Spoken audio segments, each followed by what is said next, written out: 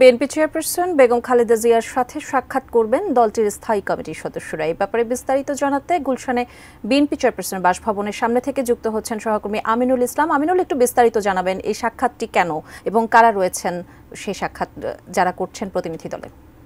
আমিনুল, নিশ্চয়ই শুনতে পাচ্ছেন। বেগম খালেদা জিয়ার বাসভবনে আজকে তার সাথে দেখা করতে বিএনপির নীতি নির্ধারণের সর্বোচ্চ ফোরাম স্থায়ী কমিটির যে সদস্যরা রয়েছেন তাদের সঙ্গে তাদের দলের চেয়ারপারসন বেগম খালেদা জিয়ার আজকে এই আনুষ্ঠানিক বৈঠক হওয়ার কথা রয়েছে। তারা দলের চেয়ারপারসনের সাথে তারা এই সৌজন্য সাক্ষাৎ করবেন এই তার যে গুলশানে ফিরোজা বাসভবন সেখানে।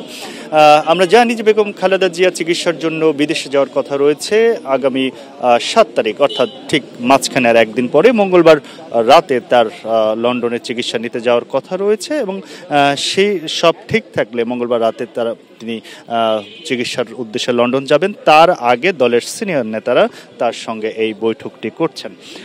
এই বৈঠকের মধ্য দিয়ে তারা বেগম খালেদা জিয়ার শারীরিক খোঁজখবর নেবেন, তার সার্বিক তার সঙ্গে একই সঙ্গে বর্তমান প্রেক্ষাপটে তাদের যে দলের চেয়ারপারসন হিসেবে তার কাছ থেকে তাদের হয়তো সেই বিষয়েও আলাপ হতে পারে।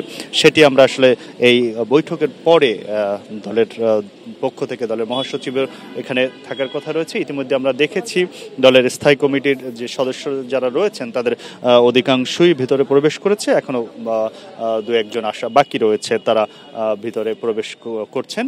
দলের চেয়ারপারসনের সঙ্গে তাদের যে বৈঠকটি সেই বৈঠকটি কিছুক্ষণের মধ্যে শুরু হওয়ার কথা রয়েছে। মঙ্গলবার রাত এই দলের বিএনপি চেয়ারপারসন বেগম খালেদা জিয়ার ঢাকা ছাড়ার কথা সবকিছু সেই ধরনের প্রস্তুতি করে রাখা হয়েছে। যদি তার শারীরিক অবস্থা বিমান ফ্লাই করার মতো থাকে তাহলে সেটি সেই শিডিউল অনুযায়ী তার যাত্রা হবে।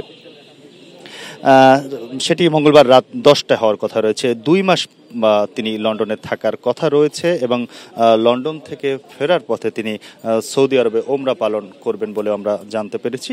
এই রকম পরিকল্পনা আপাতত রয়েছেন। খালেদা জিয়ার এই যাত্রার সাথে তার ব্যক্তিগত এবং দলের পরিবারের সব মিলিয়ে 15 জন সদস্যের যাওয়ার কথা রয়েছে তার সঙ্গে। সেখানে তার প্রয়াত ছেলে আরাফাত রহমান কোকুর স্ত্রী থাকবেন, চিকিৎসকরা থাকবেন। এছাড়াও আমরা জানি যে লন্ডনের দলের বর্তমান ভারপ্রাপ্ত চেয়ারম্যান তার বড় ছেলে তারেক রহমান রয়েছেন এবং তার সঙ্গে তার পরিবারের সঙ্গে সেখানে তার দেখা হবে। সেটি তার পরিবারের সঙ্গে বলা চলে অনেকদিন পরই এই দেখা হচ্ছে।